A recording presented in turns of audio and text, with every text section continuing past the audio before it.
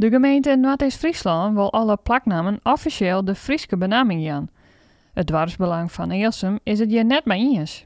Daar hebben we twee hoofdargumenten voor. Het eerste argument is het historische argument. Iedereen kent wel Dokkum lokaaltje. En vanuit vroeger wie het zei dat een van de stations wie Dokkum Aalsum. Dat is heel erg wijd en zijd bekend. En tweede is hier achter u staat de Katharinekerke. Dus ook bekend als Katharinekerke Aalsum. Daarnaast ben er in de Tweede Wereldoorlog wapendroppingswest onder de Droppingwei in Aalsum. Dus er zijn heel wat motieven om gewoon Aalsum te houden vanuit dat historisch perspectief. En daarnaast is het nog vanuit de kerkelijke kant van dat de protestantse gemeente Dokkum Aalsum wets hiet. Dus vanuit dat besef hebben we zijn van nou, we willen gewoon Aalsum behouden. Daarnaast hebben we ook nog een economisch perspectief. Wij nogal wat ondernemers in ons dorp.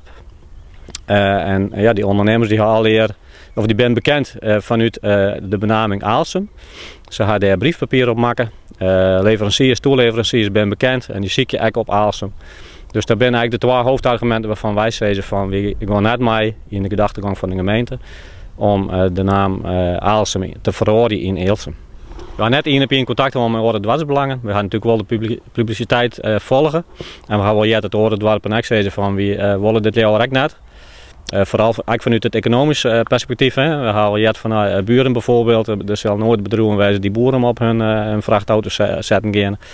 Er ben ik horen dorpen die helemaal qua omzetting helemaal net voor in aanmerking komen. Dus dan krijg je een tweedeling denk ik binnen zo'n gemeente. Dus ik denk dat er volle meer argumenten nog te benemen binnen dan de argumenten die ik al zei.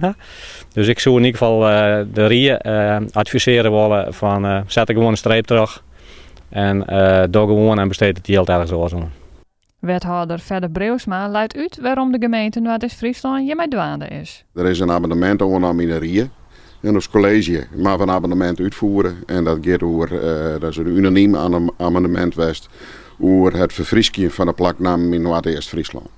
Daar heb je wel een uitzondering op, dat het om geschiedkundige of taalredenen in het verleden oorwest had. Dan zijn we daar kritisch naar zijn.